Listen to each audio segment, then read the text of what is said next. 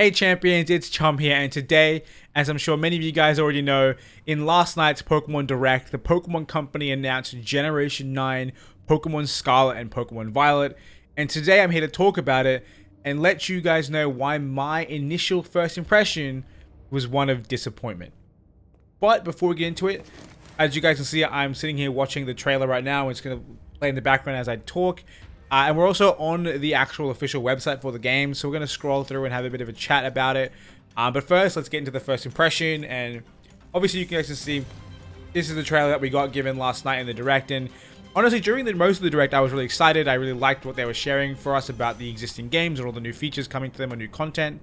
And then they dropped this trailer. And my friends and I, while in Discord talking about, and watching the stream together, we were all praying to ourselves, to each other, just openly saying, please don't be Gen 9. Because we were all very skeptical of a game that will come out within 10 months of Pokemon Legends Arceus, right? If they announce it now, it's probably coming out at the end of the year. And what, surprise, surprise, they announced the games in the Pokemon Day stream, and they announced that it's coming out by the end of the year. And that is really concerning to me for a couple of reasons. First of all, as you can see right now, the graphics, they are not the greatest. They haven't taken any kind of leap forward from Legends Arceus. And of course, the game footage isn't final. It can change and improve, but it's not the best first impression. But also, it just doesn't feel like they have had the time to understand the impact of Legends Arceus and really incorporate the best bits of that game into Generation 9. Now, I love Pokemon Legends Arceus, and I think that the general consensus is that it's one of the best Pokemon games ever made. But at the same time, this game, Scarlet and Violet have been in production for a very long time for them to be able to release these trailers.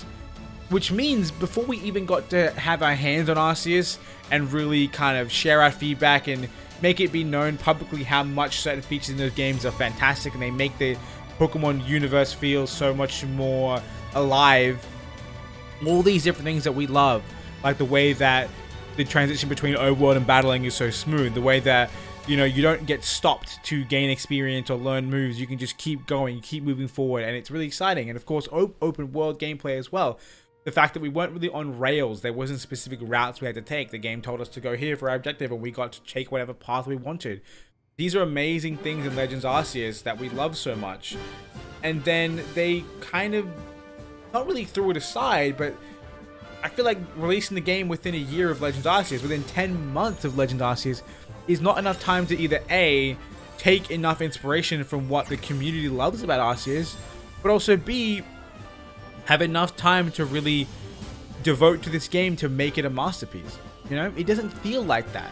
And you can see, like I said, they're announcing it worldwide in late 2022, which is very, very soon. And I'll quickly just kind of rewind the trailer so we can look at the gameplay again and talk about it. But like I mentioned, I was very skeptical of this. I was very concerned that these games were going to be, just Gen 8 2.0. But on closer inspection, I think I'm wrong. Because yes, the visuals don't look that great. The scenery is interesting, but not amazing. However, the Pokemon look fantastic.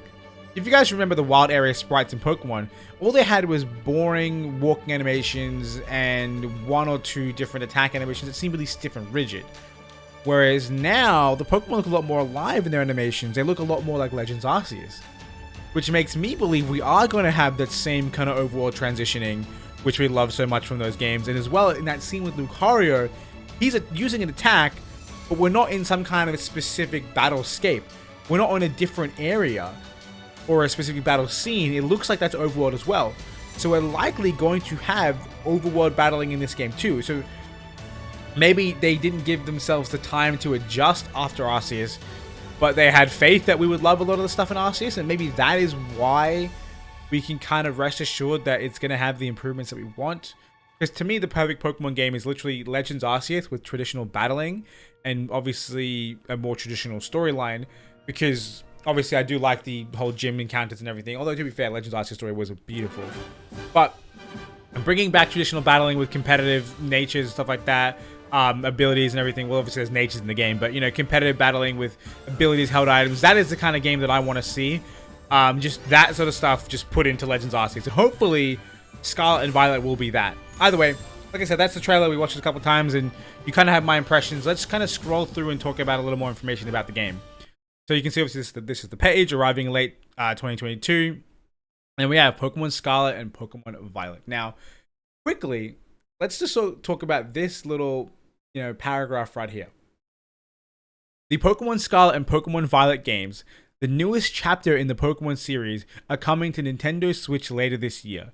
With these new titles, the Pokemon series takes a new evolutionary step, allowing you to explore freely in a richly expressed open world, which to me is very, very exciting. Now, graphically, no, it's not spectacular, but conceptually, an open world is so different from Generation 8.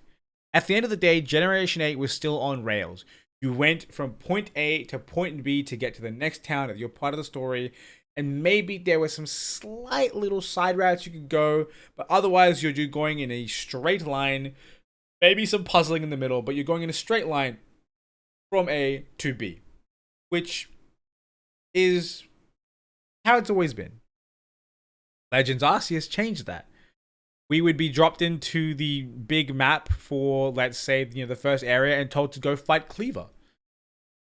But there's no one path to get there. We could get there however we wanted, and I think that if they incorporate that, which it sounds like they are, incorporating that into Pokemon Scarlet and Violet, it's going to be, a fantastic game. The freedom to explore whichever routes we want. That is obviously going to make it so that way when we're doing Nuzlocke and stuff, we can pick specific routes to go to catch specific Pokemon, and it will change everything. And I think it's going to be crazy. I mean, the gameplay, like the screenshots, the scenery, they look amazing.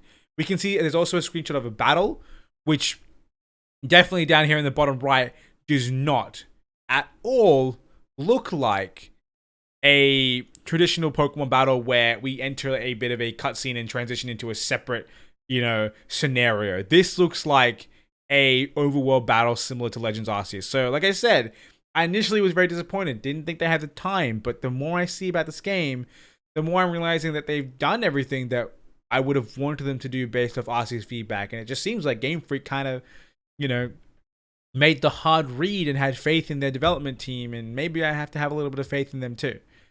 We scroll a little more, we can see like the world looks a little bit more alive than Gen 8. Maybe I'm not remembering it correctly, but it seems that there's more detail in the scenery.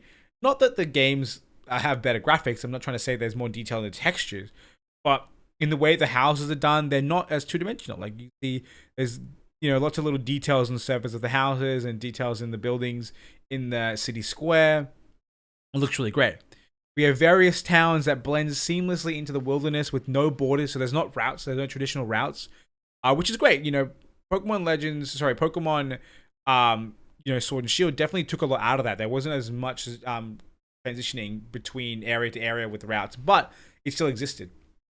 We're getting a game where I can literally run from hometown to the Pokemon League without a single, area transition or loading screen. That's beautiful. I'd love that. You'll be able to see the Pokemon of this region in the skies, in the seas, in the forests, and on the streets all over, which is kind of awesome. Very much the kind of world that I would love to live in when it comes to Pokemon, where there's just Pokemon everywhere the eye can see. And hopefully we'll see them heavily integrate into towns as well, similar to what you see in the anime movies or in Detective Pikachu. You'll be able to experience the true joy of the Pokemon series, battling against wild Pokemon in order to catch them, now in an open world game that players of any age can enjoy. I feel like players of any age could enjoy Pokemon before, but that's really enticing. Again, they're really pushing this open world concept, and they say battle against in order to catch, so we might not have this same concept of yeet Pokeball at Pokemon in wild and catch it immediately. That might not be a thing, or if it is a thing, it'll probably be less useful. Pokemon Arceus is designed in a way that you don't have to battle to catch Pokemon, but that's very different from mainline games. They might have the same feature where you interact and engage in battles with them by throwing your Pokemon at them, but you might not be able to just free throw a Pokeball, at least not on the later routes of the game. But we'll see how that happens. You can also see in the screenshot in the background, they have confirmed Heatsuite Pokemon. There is a Heatsuite Zoroark on my screen. There was one 10 seconds ago. So they've confirmed that, and they've mentioned that they can be transferred through home, which will probably happen a little bit after the release date. We'll see. Either way, the bottom of the screen, been teasing it. meet the first starter Pokemon of the game, scroll down, boom, boom, bang. We have our starter Pokemon, which I think initially I thought they were going to be very sad. Like, they seemed very Fakemon-y at first, but you know what? The reality is every Pokemon is a Fakemon until it becomes a real Pokemon, right? So it is what it is. Obviously, Fakemon, for those you don't know, is fake Pokemon, at least the terminology people use. So we have the 3 Pokemon from which you'll choose your first starter Pokemon are Sprigatito, which I think is how you pronounce that, Fuecoco, and Quaxley. Now, how will you meet these 3 and what sorts of Pokemon are they? We'll find out, but we have a little bit of information. Obviously, Sprigatito is our grass type Pokemon, the grass cat Pokemon with the ability Overgrow, surprise, surprise. The capricious, attention-seeking grass cat Pokemon. Sounds very interesting. A lot of people I've seen really like this, but they're also very concerned because last time we had a cat Pokemon as a starter, it became a bipedal wrestler, which a lot of people didn't like, and I'm hoping that Sprigatito stays quadruped because I love quadruped like animal Pokemon. They look really cool. And we don't need another Incineroar Pokemon Company, please. It worked out last time because you put him in Smash and he's hilarious and I love him now. Please stop.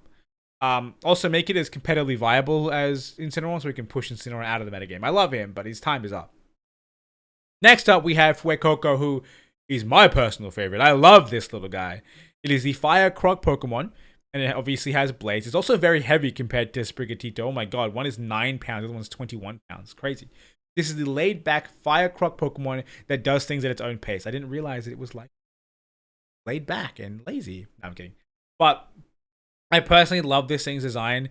Like, I can't be the only one who sees it, but this thing is a freaking apple, right? Like, its eyeballs look like apple seeds. It has the stems coming out of its head, and it also has, like, the top of its head has that kind of curved, like, that little, like, ridge that an apple has. Is this just fire-type Appleton, but, like, a crocodile instead of a dragon? I don't know, but I really, really like this Pokemon design. It's very interesting. I feel like the other 2 are very much just animals. Which is obviously what Pokemon are. But this is a apple crocodile. We have green cat, blue bird, and apple crocodile. I think apple crocodile is the most interesting to me. And I personally love him. He's adorable. I've already tweeted about how this is my new son, and I will not tolerate any slander towards Fuecoco. But finally, we have Quaxley, our water-type Pokemon, who is the duckling Pokemon. And it's an earnest and tidy duckling Pokemon. So not even a lot of text there. So quite interesting. I do like it. I think it has got a little blue hair thing is very, very cool. And I like its pose where it's like a hand on the waist and the one hand to the side. It seems very, like, not regal, but very posh maybe, which I think is interesting. And we'll see what that lends to in the way of like how this Pokemon evolves and whatnot. And I'm really excited to see that as well as legendary Pokemon. Like, my emotions towards this game changed drastically. You can probably tell in this video. Like, even when I was talking about my disappointment, I felt pretty excited internally. Maybe that came through, but I definitely think that initially I was very concerned. But I think that everything that I've read on this page and everything I've seen when I looked at the trailer with a more like investigative eye, I've realized that there's a lot of things to love and that I expected to be here, very present in this new game, which has me really excited. I think we scroll down further, there's not much more going on. There are main characters. As one of the main characters you'll set off on your adventure. Your outfit will vary depending on whether you play Scarlet or Violet. Who knows what kind of story awaits. So this is very interesting. Typically the characters or the trainers have different outfits from each other, not different outfits in different games. And I think this comes down to this game potentially having a school-like setting. Like, this is a school uniform. I mean, look at the way they have the tie and everything. You know, kids don't really wear ties for fun, right? So this probably has a story that's really relevant to your school. Potentially even a story similar to like the Generation 7 anime story where they are in school. Maybe not. But I think it's a very cool concept. Either way, they look quite good. I like the concept, and hopefully it is like a school-based theme because I think that'd be really fun. We have some more in-game screenshots of them. They both look pretty decent, and that is the end. We can subscribe to the newsletter, but that is the end of this this page. And there's not a lot of information, which there wouldn't be. The game got announced less than 24 hours ago, but it's something. I think there's a lot of reason to be hopeful, but I think the only correct way to go about this game, like, you know, everything leading up to the release, is to be cautiously optimistic. I think Legends Arceus restored my faith in Game Freak. I didn't have a lot of faith in them for a long time because they weren't making anything revolutionary, and they kind of kept letting me down a little bit. Legends Arceus being one of the best games I've ever played, seen, it was fantastic. I have faith that they can produce something just as good, if not better, in Generation 9 and take, notes from everything that really hit the right note in Arceus and bring that into Generation 9. And if they do that, this could be the best Pokemon games we've ever seen. These could be the best Pokemon games we've ever seen. I'm really excited. I'm definitely going to get both copies of the game. We'll see what the region differences are. It doesn't matter. I usually buy both. See what happens. Either way, that is it for this video. I hope you guys enjoyed. Like I said earlier, let me know what you think of these games and which starter Pokemon you think is going to be your go-to when the game finally releases. Like I said, mine is Fuecoco, but I've also heard a lot of people in different parties, so it seems very varied. I don't think there's any one that everyone's like, this one's trash, and the other one that this one loves, that everyone loves. I think it's quite, an even split, which I think is really great. Either way, like I said, that's going to be it. Hope you guys enjoyed, and until next time, I hope you have a wonderful day. See ya.